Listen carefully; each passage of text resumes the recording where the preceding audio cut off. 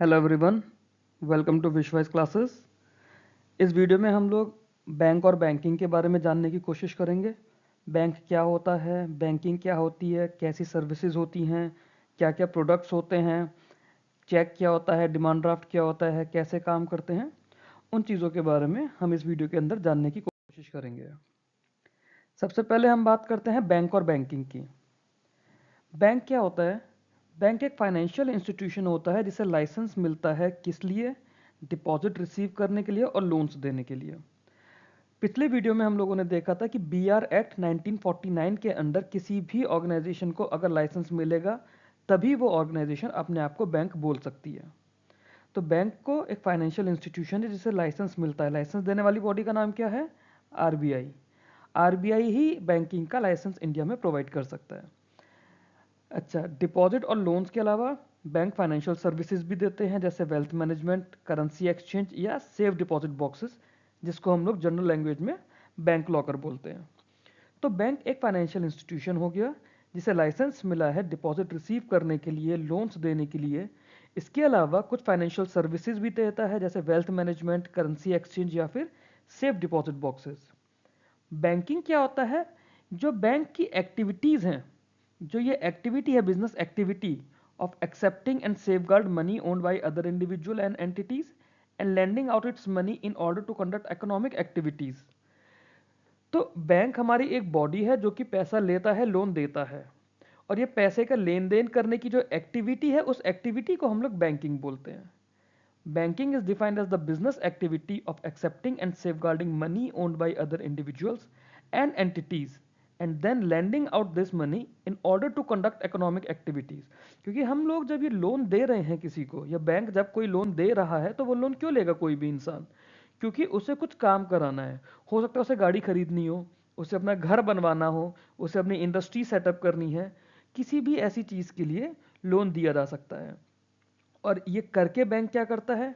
Bank ने पैसा लिया कस्टमर से या डिपॉजिटर से और बोरोवर्स को पैसा दिया, लोन दिया।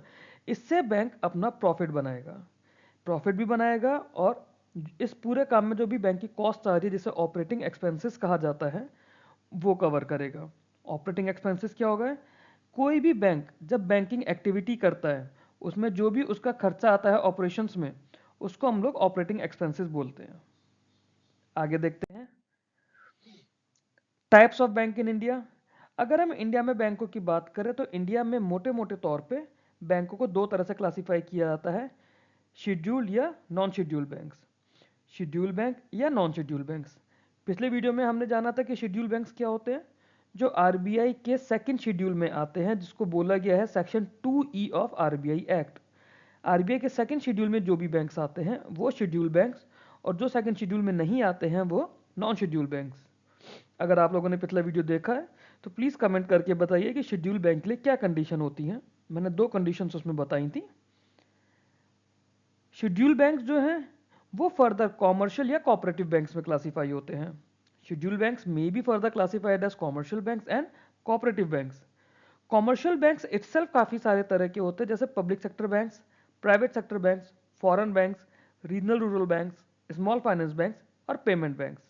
पब्लिक सेक्टर बैंक जो हमारे जनरल आईबीपीएस वाले एग्जाम्स के बैंक्स होते हैं, स्टेट बैंक हो गया, पंजाब नेशनल बैंक हो गया, बैंक ऑफ बड़ौदा हो गया। प्राइवेट सेक्टर बैंक्स जैसे एचडीएफसी बैंक है, आईसीआईसीआई बैंक है। फॉरेन बैंक्स कुछ हमारे बाहर के बैंक्स इंडिया में काम करते हैं, जैसे अमेरिकन एक्सप्रेस है, एचएसबीसी है, स्टैंडर्ड चार्टर्ड है। रीजनल रूरल बैंक्स, हर स्टेट के अलग अलग आरआरबीज होते हैं जिनके लिए आप आरआरबी पीओ, आरआरबी क्लर्क वाला फॉर्म भरते हो। स्मॉल फाइनेंस बैंक जैसे एयू स्मॉल फाइनेंस बैंक है, शिवालिक स्मॉल फाइनेंस बैंक है, इक्विटास स्मॉल फाइनेंस बैंक है। पेमेंट बैंक्स जैसे एयरटेल पेमेंट बैंक्स है, पेटीएम पेमेंट बैंक्स है। तो इस तरह से हमारे कॉमर्शियल बैंक्स का फर्दर क्लासिफिकेशन है। Commercial banks can be scheduled और can be non scheduled, but हमारे पास इंडिया में जो भी कॉमर्शियल बैंक्स हैं वो सब हमारे शेड्यूल्ड हैं। कोऑपरेटिव बैंक्स जो हैं उन्हें फर्दर हम लोग क्लासिफाई कर सकते हैं रूरल कोऑपरेटिव बैंक्स में, अर्बन कोऑपरेटिव बैंक्स में, डिस्ट्रिक्ट सेंट्रल कोऑपरेटिव बैंक्स में और स्टेट कोऑपरेटिव बैंक्स में। अब इनके अंदर जो अर्बन कोऑपरेटिव बैंक्स हैं, अर्बन कोऑपरेटिव बैंक्स के अलावा बाकी सारा जो भी कुछ है, rural cooperative banks, district central या स्टेट कोऑपरेटिव बैंक, इनका एक तरह से काम होता है रूरल क्रेडिट में फ्लो कराना या फिर रूरल फाइनेंसिंग करना। State cooperative bank however state level पर कोऑपरेटिव बैंक की एक एपेक्स बॉडी होती है जो समवेयर रूरल कोऑपरेटिव बैंक या अर्बन कोऑपरेटिव बैंक को रीफाइनेंसिंग का भी काम करती है। आगे देखते हैं type of bank deposits. Type of bank deposit हमारे पास क्या होते हैं? कासा होता है जिसे हम लोग करंट अकाउंट या सेविंग्स अकाउंट बोलते हैं। हम लोग जब बैंक में अकाउंट खोलने जाते हैं तो हम लोगों के लिए तो वो करंट अकाउंट है या फिर सेविंग्स अकाउंट है। करंट अकाउंट सिर्फ बिजनेस कस्टमर्स के लिए होता है या बिजनेसेस के लिए होता है। नॉर्मल लोग सेविंग्स अकाउंट खोलते हैं। या फिर राफा होता है। राफा कोई भी खोल सकता है। इसमें दो तरह के अकाउंट होते हैं, रिकरिंग अकाउंट और फिक्स अकाउंट। अब अगर आप लोगों ने बैंकिंग एक्टिविटीज़ करी हैं तो इनका आप लोगों को आइडिया होगा। करंट अकाउंट बिजनेस कस्टमर्स के लिए होता है, इसमें कोई भी इंटरेस्ट नहीं मिलता है। सेविंग्स अकाउंट रिटेल कस्टमर्स के लिए होता है जिसमें मिनिमम इंटरेस्ट मिलता है। प्रेजेंट डे इंटरेस्ट रेट 2.5 से 4% के बीच में चल रहा है सभी बैंकों का। रिकरिंग अकाउंट जिसे हम लोग रिकरिंग डिपॉजिट या फिर आरडी बोलते हैं शॉर्ट में। आरडी के अंदर क्या होता है, आप हर महीना कुछ कुछ पैसा जमा करते रहते हैं। और फिक्स अकाउंट को हम लोग शॉर्ट में एफडी बोलते हैं, फिक्स डिपॉजिट्स। आपके पास कोई बड़ा लमसम अमाउंट है तो आप एक बार में इसमें जमा कर देते हैं। जो सबसे ज़्यादा इंटरेस्ट की अर्निंग होती है वो फिक्स्ड अकाउंट्स में होती है, उससे थोड़ी सी कम रिकरिंग अकाउंट में होती है, उससे कम सेविंग्स अकाउंट में, और करंट अकाउंट में इंटरेस्ट की अर्निंग नहीं होती है। दूसरी एक और चीज़, जो हमारे पास कासा है, जो करंट अकाउंट्स हमारे पास होते हैं, करंट अकाउंट हमारे पास डिमांड डिपॉजिट कहलाते हैं। डिमांड डिपॉजिट्स क्यों? क्योंकि कस्टमर जब चाहे अपना पैसा डिमांड कर सकता है। ऐसे ही राफा जो होता है ये टाइम डिपॉजिट या फिर टर्म डिपॉजिट कहलाते हैं। टाइम या फिर टर्म डिपॉजिट्स, ये एक पर्टिकुलर टाइम के लिए पैसा बैंक में जमा करना ही होता है। हाउएवर कस्टमर ये पैसा भी ले सकते हैं बट इसमें अलग अलग कंडीशंस होती हैं। ऑर्डर ऑफ इंटरेस्ट रेट हमने देखा सबसे ज़्यादा फिक्स्ड अकाउंट्स में, फिर रिकरिंग में, फिर सेविंग्स में, फिर करंट में। कासा हमारा डिमांड डिपॉजिट जो भी हमने सुना था। राफा हमारा टर्म डिपॉजिट। रिकरिंग डिपॉजिट जो होते हैं, रिकरिंग अकाउंट्स होते हैं, मिनिमम 6 महीने का होगा और मैक्सिमम टेन्योर 10 साल का होगा और मिनिमम 50 रुपये से ओपन होगा। बैंक अपनी मर्जी से इससे ज़्यादा इसकी मिनिमम वैलिडिटी रख सकते हैं। ये मिनिमम वैलिडिटी है, इससे कम का बैंक रिकरिंग अकाउंट नहीं खोल सकता और इससे कम बैलेंस पर भी रिकरिंग अकाउंट नहीं ओपन किया जा सकता। फिक्स अकाउंट की बात करें तो मिनिमम 7 दिन का हो सकता है और मैक्सिमम 10 साल का हो सकता है। मिनिमम बैलेंस 1000 हो सकता है इसमें। फिर एक इंपॉर्टेंट कॉन्सेप्ट आता है इनऑपरेटिव और डोरमेंट अकाउंट्स का। कोई भी जो हमारा सेविंग्स या करंट अकाउंट है उसे बैंक इनऑपरेटिव या डोरमेंट क्लासिफाई करता है। ये क्लासिफिकेशन कब होगा? अगर over a period of 2 years इसके अंदर कोई भी ट्रांजैक्शन नहीं होता। ट्रांजैक्शन से यहाँ पे मतलब होता है कस्टमर इंड्यूस ट्रांजैक्शन, वो ट्रांजैक्शन जो कस्टमर खुद कर रहा है। इसमें बहुत सारी ट्रांजैक्शन हो सकती है, जैसे आपने अकाउंट बैलेंस देखा, वो भी एक कस्टमर इंड्यूस ट्रांजैक्शन होती है।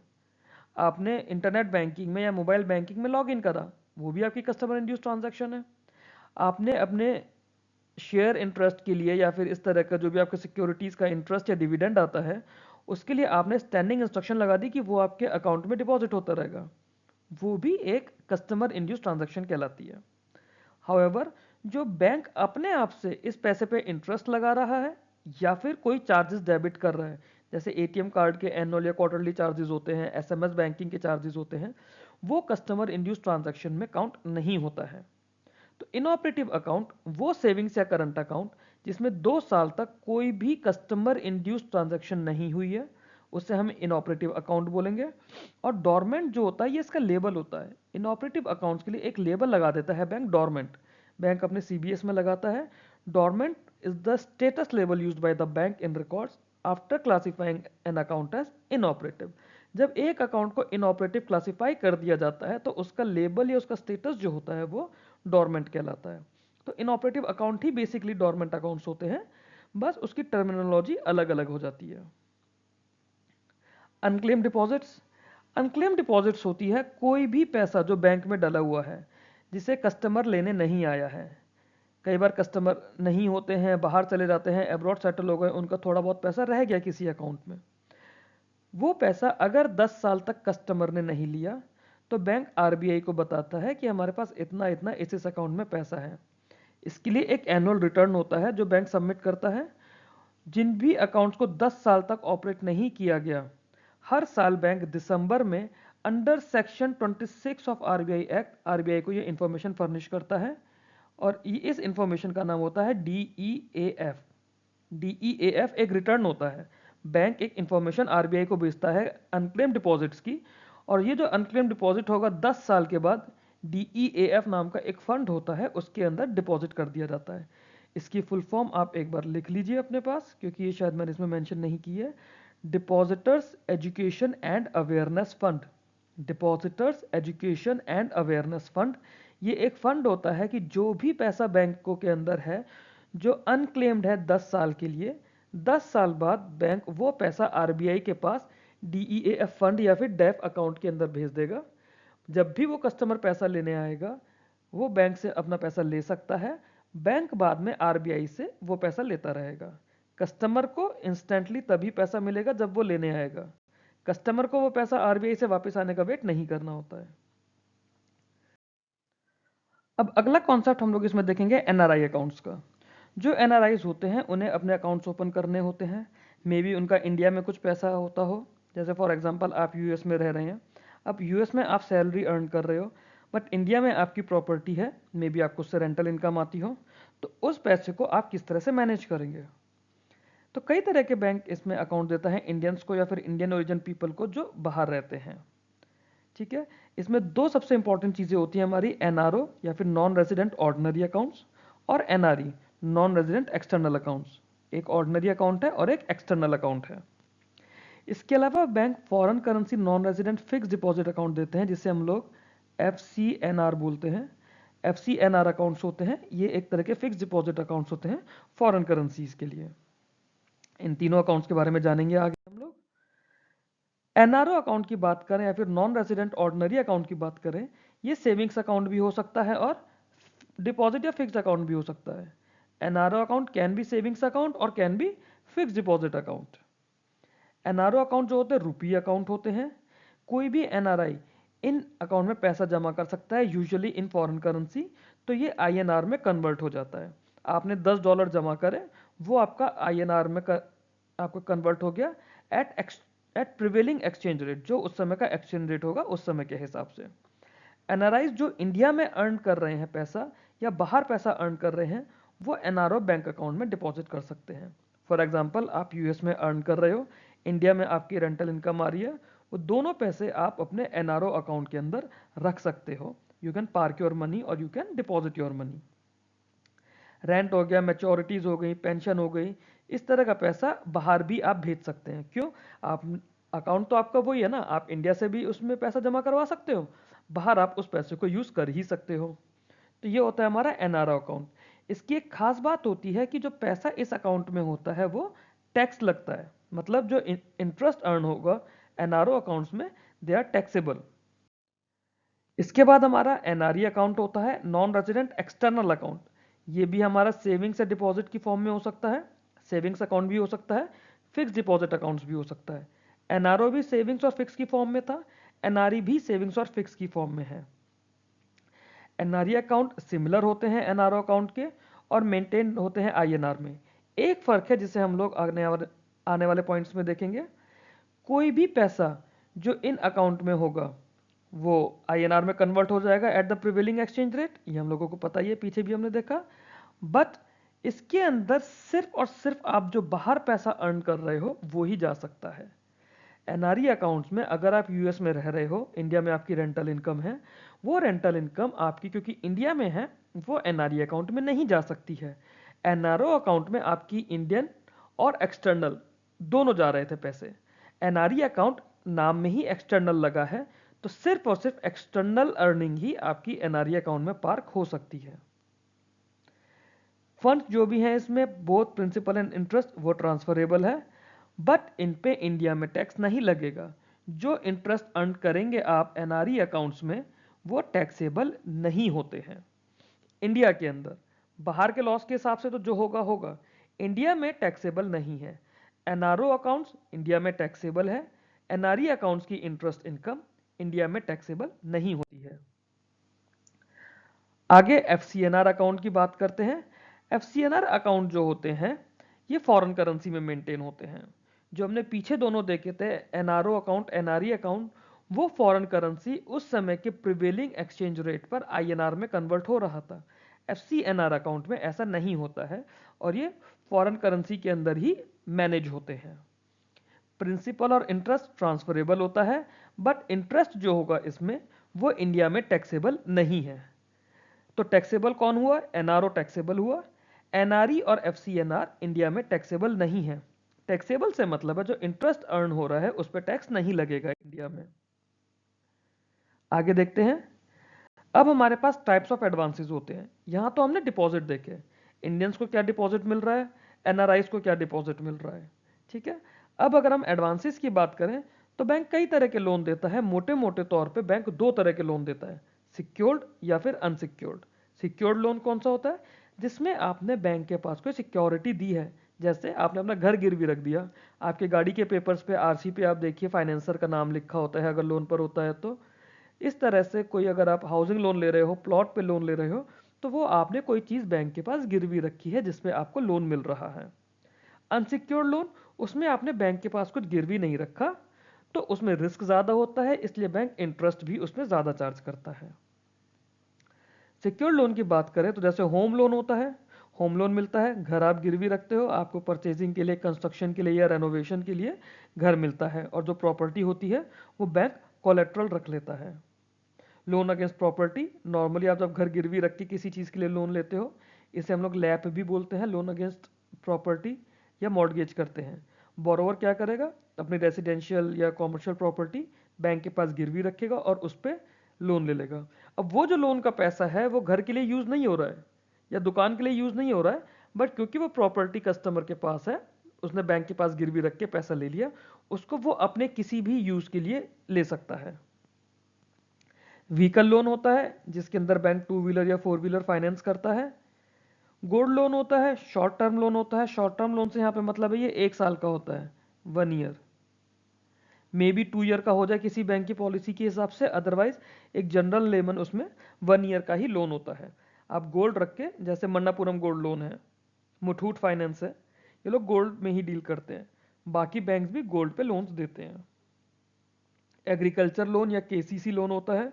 आप में से जो लोग एग्रीकल्चर बैकग्राउंड में हैं या आप लोगों के खेत वगैरह हैं तो आप लोग समझ सकते हैं कि एग्रीकल्चर लोन्स क्या होते हैं, किसान क्रेडिट कार्ड, KCC लोन्स क्या होते हैं। ये फार्मर्स को दिया जाता है। दूसरा आता है हमारा अनसिक्योर्ड लोन्स। अनसिक्योर्ड लोन कैसा कैसा तरह का होता है? इसमें बैंक कोई कोलेट्रल तो नहीं रखेगा, इसीलिए नाम अनसिक्योर्ड है, बट आपको दो लोगों की श्योरिटी देनी पड़ती है। दो लोग आपके बिहाफ पे गवाही देंगे, एक तरह से एग्रीमेंट साइन करेंगे बैंक के साथ कि आप उनका लोन वापस करोगे, और अगर आपने लोन वापस नहीं करा तो जो आपकी श्योरिटीज़ हैं बैंक उन श्योरिटीज से लोन वापस लेता है।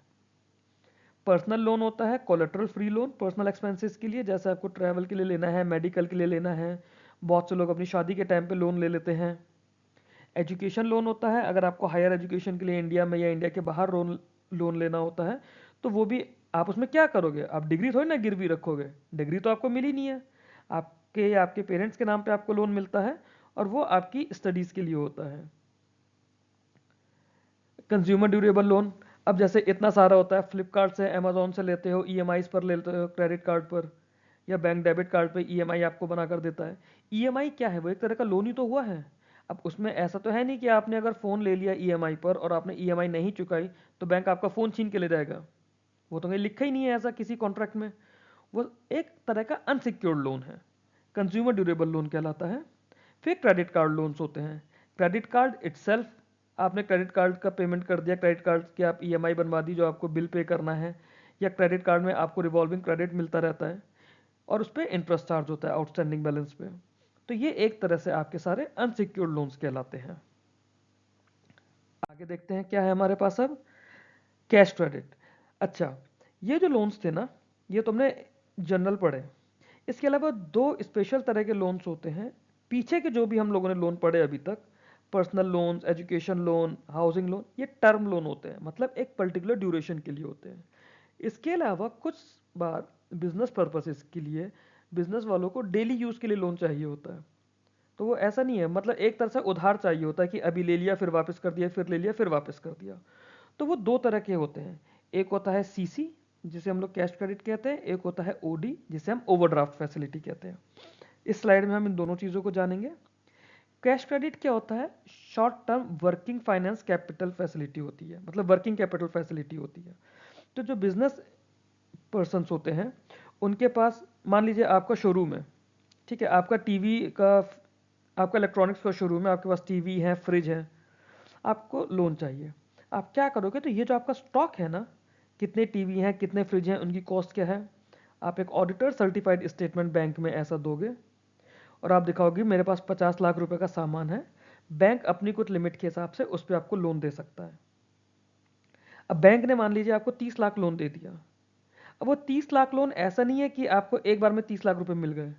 आपको एक तरह से 30 लाख रुपए की एक फैसिलिटी बैंक ने दे दी है। आप उसमें से जितना पैसा निकाल रहे हो उतने पैसे पे आप इंटरेस्ट पे करोगे। आपको उतना ही पैसा आपका आउटस्टैंडिंग रहेगा लोन का। 30 लाख तो आपको अपर लिमिट बैंक ने दे दी है, इसमें से आप कितना भी पैसा कम ज़्यादा, आपने आज 1 लाख रुपए निकाले, 4 दिन बाद आपने 1 लाख रुपए जमा कर दिए, फिर आपने 50,000 निकाले, फिर 1 लाख फिर निकाले, फिर आपने 1.5 लाख रुपए जमा कर दिए। तो इस तरह से ये कैश क्रेडिट का काम चलता है। बट स्पेसिफिकली इसमें टर्म है working capital facility. Working capital के लिए ही ये पैसा मिलता है। Operates like a running account where the borrower can draw funds up to a sanction limit any time, जैसा हमने बताया 30 लाख रुपए की लिमिट का एग्जांपल लेकर। इंटरेस्ट सिर्फ उसी अमाउंट पर है जो आपने विड्रॉ करा या फिर जो आपने यूटिलाइज करा।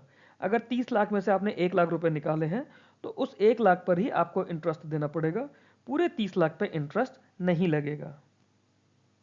ओडी अकाउंट ओवरड्राफ्ट अकाउंट कहलाता है।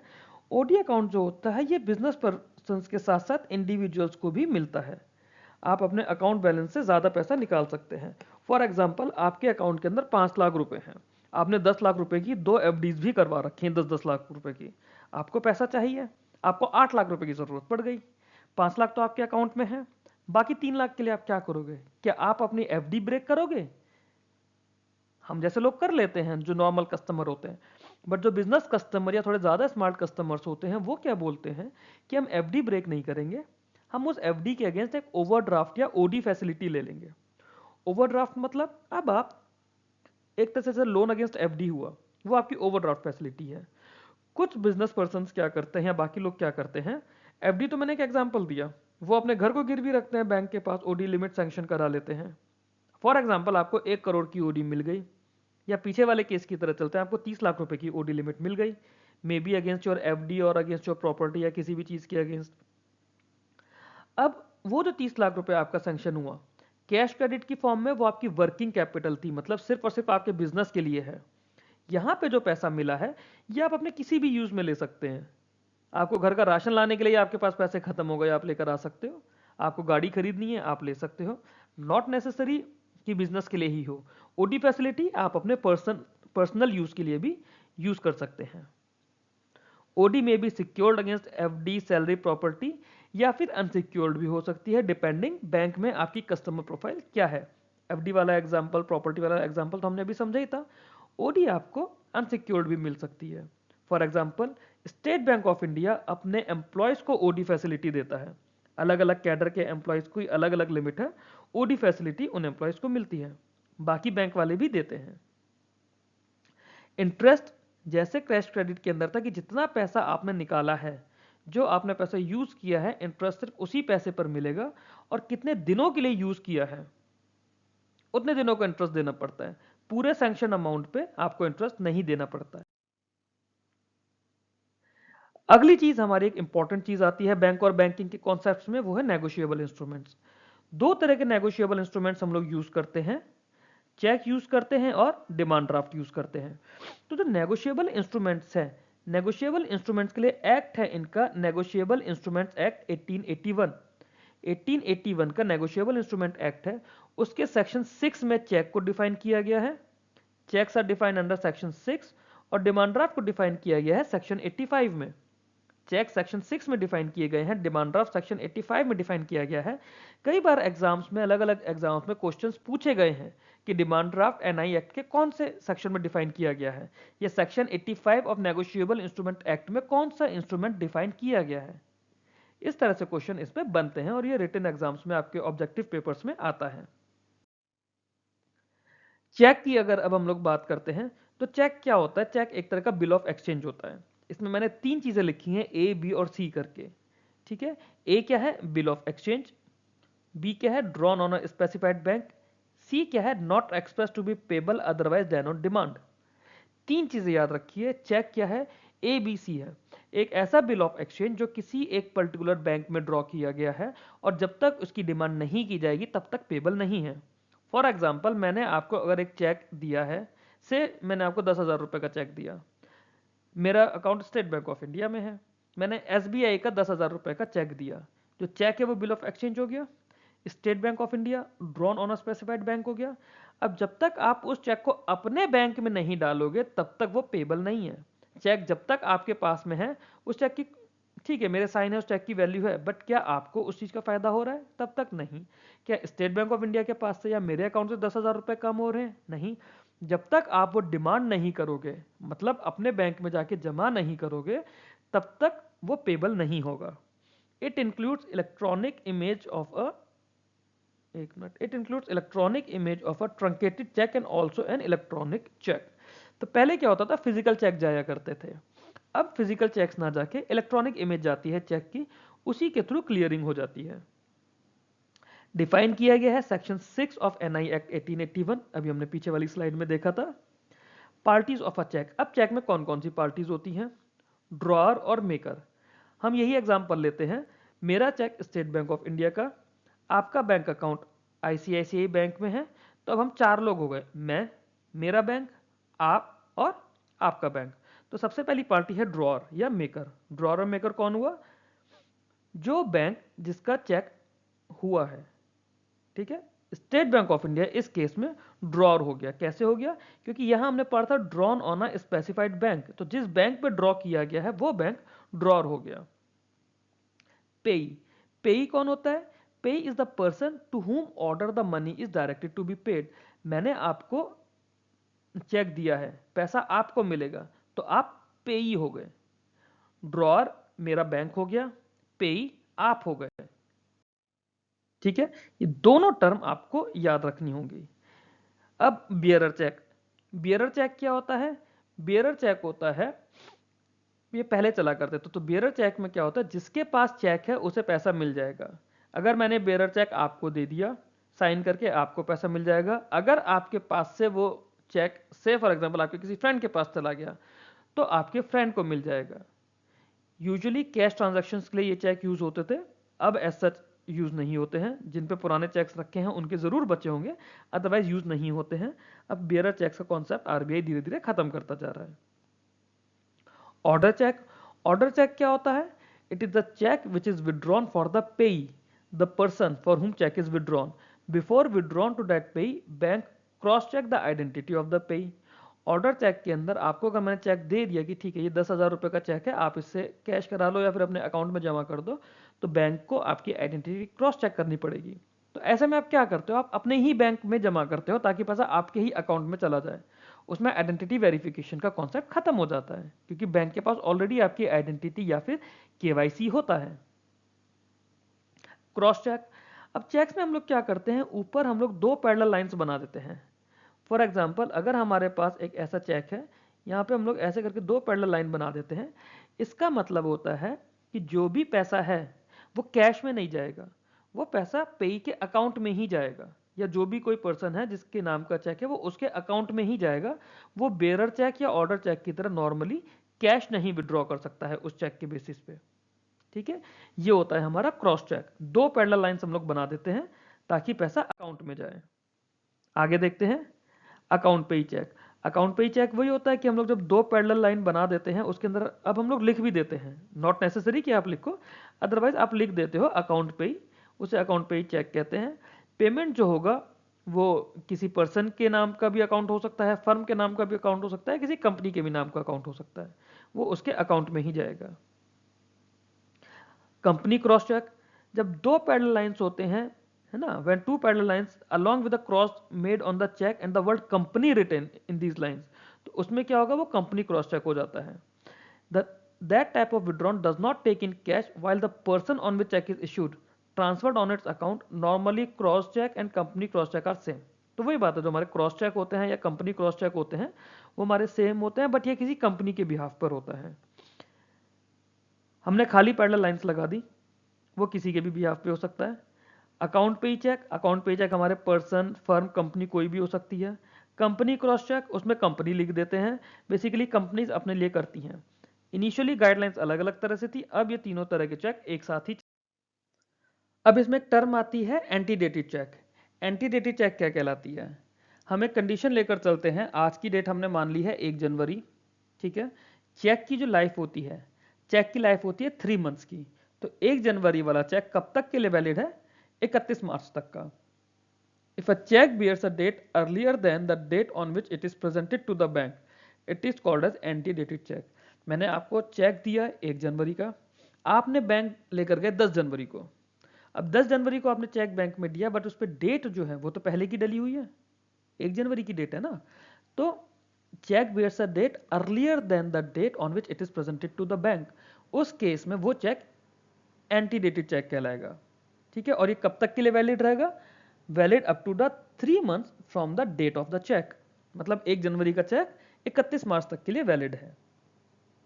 स्टेल चेक, स्टेल चेक क्या होता है? If any cheque issued by a holder does not gate withdrawn from the bank till 3 months. अब अगर आपने 31 मार्च तक भी उस चेक को बैंक में जमा नहीं करा पैसे निकालने के लिए, उसके बाद क्या होगा? जैसे आपकी सब्जियां पुरानी होकर सड़ जाती हैं, खाना आपका सड़ जाता है, सेम वे चेक एक तरह से सड़ जाएगा, it will be stale cheque. Stale cheque कब बनेगा? 1 अप्रैल को। अगर 31 मार्च तक आपने बैंक में जमा नहीं करा, 1 अप्रैल को आपका चेक स्टेल चेक कहलाएगा। पोस्ट डेटेड चेक, उसी कंडीशन पे हम लोग, आज 1 तारीख है, मैंने आज जो आपको चेक दिया है उस पर साइन करके डेट डाली है 10 तारीख की, या फिर 1 फरवरी की, या फिर 1 मार्च की, मतलब मैंने फ्यूचर की डेट डाल कर दी है चेक पर। ये हम लोग लोन्स के केस में ऐसा करते हैं, प्रॉपर्टी लेते टाइम हम लोग ऐसा करते हैं कि हम लोग पोस्ट डेटेड चेक या फिर पीडीसी बोलते हैं शॉर्ट में, पोस्ट डेटेड चेक या पीडीसी हम लोग देते हैं। If any cheque issued by a holder to the payee for the upcoming withdrawn date, आज की नहीं आने वाली upcoming withdrawn date, then that type of check are called post dated check. Amount of a cheque, अब cheque में हम लोग 2 तरह से अमाउंट लिखते हैं, वर्ड्स में भी लिखते हैं, फिगर्स में भी लिखते हैं। आप लोग अगर कभी फिजिकली बैंक में जाके पैसे विड्रॉ करते हो या जमा करते हो, तो उसमें 2 तरह से लिखने के लिए ऑप्शन होता है, वर्ड्स में भी लिखते हैं, फिगर्स में भी लिखते हैं। अब सेक्शन 18 जो है, एज पर सेक्शन 18, सेक्शन 18 किसका? एनआई एक्ट की बात हो रही है, क्योंकि एनआई एक्ट का इंस्ट्रूमेंट है। एज पर सेक्शन 18 जो अमाउंट वर्ड्स में लिखा है, that should be paid irrespective of the fact कि उसने फिगर्स में क्या लिखा है। हो सकता है कि फिगर्स में कुछ और लिख दिया हो, अमाउंट में कुछ और लिख दिया हो। तो जो अमाउंट वर्ड्स में लिखा है, इररेस्पेक्टिव ऑफ द फैक्ट कि वो कम है या ज्यादा है, वर्ड्स वाला अमाउंट पे किया जाएगा, फिगर्स वाला नहीं किया जाएगा, ठीक है। Legal amount and courtesy amount, अब 2 चीजें होती हैं, क्योंकि हमारे वर्ड का भी अकाउंट है, फिगर्स का भी अकाउंट है ना। तो अमाउंट इन वर्ड्स जो होता है वो लीगल अमाउंट है, क्यों? क्योंकि वही तो हम लोग पे कर रहे हैं। फिगर्स का तो हमारे समझने के लिए, इजी उसके लिए है, फिगर्स वाला कर्टसी अकाउंट के अमाउंट कहलाता है, और वर्ड्स वाला लीगल अमाउंट। बट ये डिफाइन कहाँ गया है? ये सीटीएस 2010 गाइडलाइंस है आरबीआई की, जहां पे लीगल अमाउंट या फिर कर्टसी अमाउंट के बारे में बात की गई है। डिमांड ड्राफ्ट, डिमांड ड्राफ्ट की अगर हम लोग बात करें, ये भी नेगोशिएबल इंस्ट्रूमेंट एक्ट का ही एक पार्ट होता है, इंस्ट्रूमेंट होता है। कहाँ डिफाइन किया था? हमने देखा था सेक्शन 85A के अंदर डिफाइन था एनआई एक्ट में। क्या होता है? As an order to pay money drawn by one office of a bank upon another office of the same bank for a sum of money payable to the order on demand. Basically आप एक bank से दूसरे bank में पैसा जमा करने के लिए, चेक जो था वो कस्टमर के साइड का इंस्ट्रूमेंट था, जो डिमांड ड्राफ्ट होता है ये बैंक की साइड का इंस्ट्रूमेंट होता है। चेक पे आपको कोई फीस नहीं लगती है, बट डिमांड ड्राफ्ट में आपको फीस देनी पड़ती है बैंक की, क्योंकि डिमांड ड्राफ्ट के केस में जो भी कोई रिस्क होता है वो बैंक का होता है। चेक के केस में रिस्क आपका होगा। अगर आपका चेक बाउंस होता है या आपका अमाउंट का मिसमैच होता है, कोई भी इशू आता है चेक का, तो वो पेनल्टी कस्टमर को भरनी पड़ती है। डिमांड ड्राफ्ट में ऐसा नहीं होता, वो रिस्क बैंक की साइड का होता है। इंपॉर्टेंट फीचर्स क्या होते हैं डिमांड ड्राफ्ट के, देखते हैं। It is payable to order on demand, demand होगी तभी पेबल होगा चेक की तरह।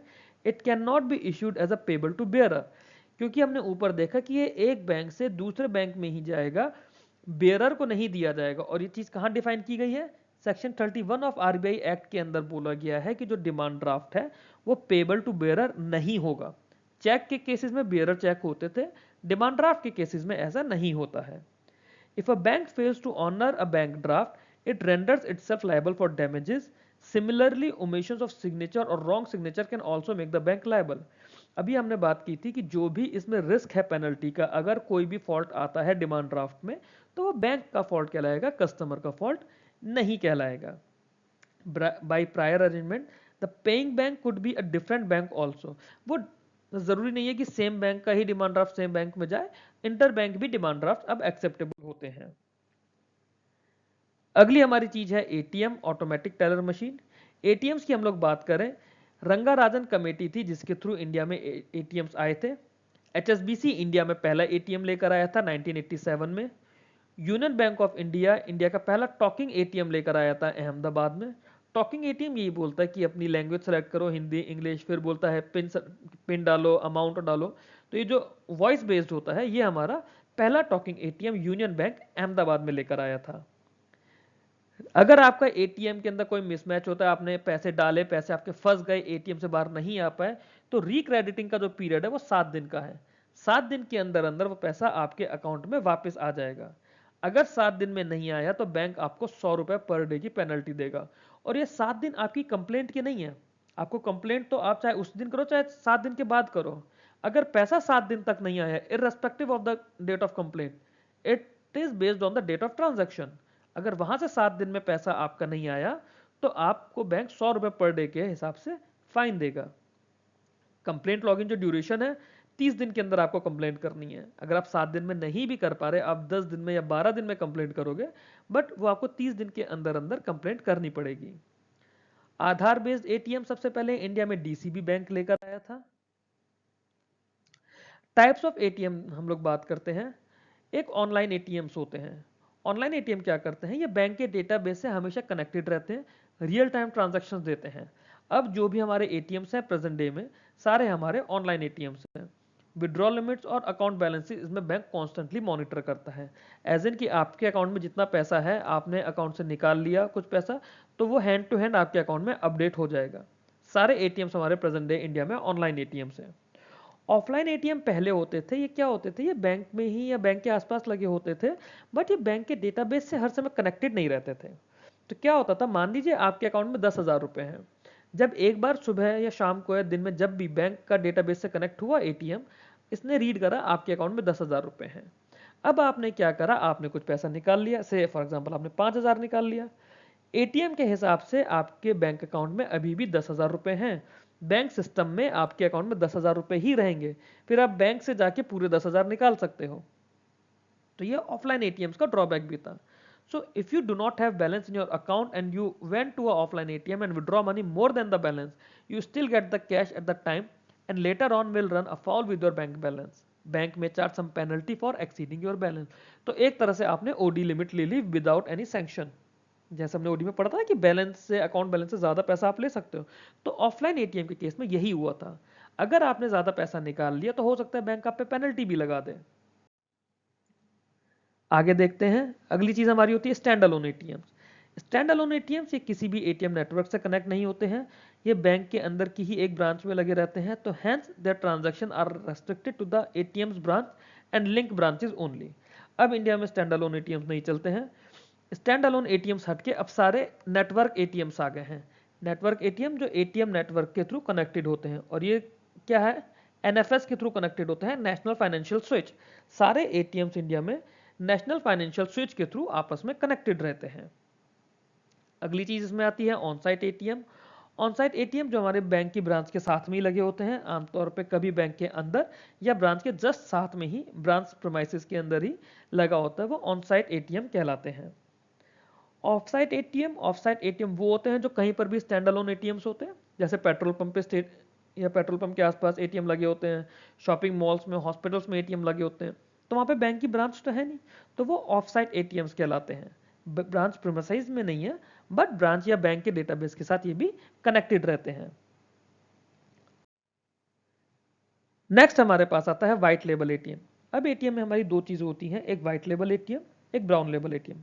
व्हाइट लेबल एटीएम के अंदर क्या होता है, ये जो भी कोई non banking activities, non banking entities हैं, वो इसको मैनेज करती हैं। White label ATMs are those ATM which set up, owned and operated by non-banking activities which have been incorporated under Companies Act, but इन्हें RBI को approval लेना पड़ता है। इसके अंदर 100% FDI की लिमिट है। पहले एक टाटा का इंडी कैश नाम से एटीएम्स आए थे, वो व्हाइट लेबल एटीएम्स थे।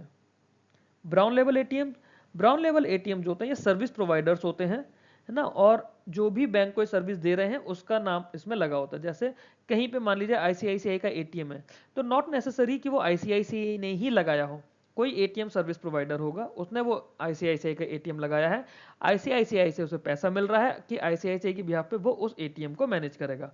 हाउएवर उसकी फंडिंग करना, उसके पैसे को देखना, वो काम आईसीआईसीआई का है, मशीन आईसीआईसीआई ने नहीं लगाई होगी वो। ये था हमारा एटीएम्स के अंदर और बैंक ऑफ बैंकिंग के अंदर। इसके अलावा हमारा बैंक ऑफ बैंकिंग में कोई बड़ा टॉपिक नहीं बचता है, आपके इंटरव्यूज के लिए, रिटन एग्जाम्स के लिए बहुत ज़्यादा ज़रूरी है। अगर आपको वीडियो अच्छा लगा हो तो प्लीज़ कमेंट कीजिएगा। PDF इसकी PPT मैं टेलीग्राम चैनल में जल्दी ही पोस्ट कर दूंगा। Thank you very much.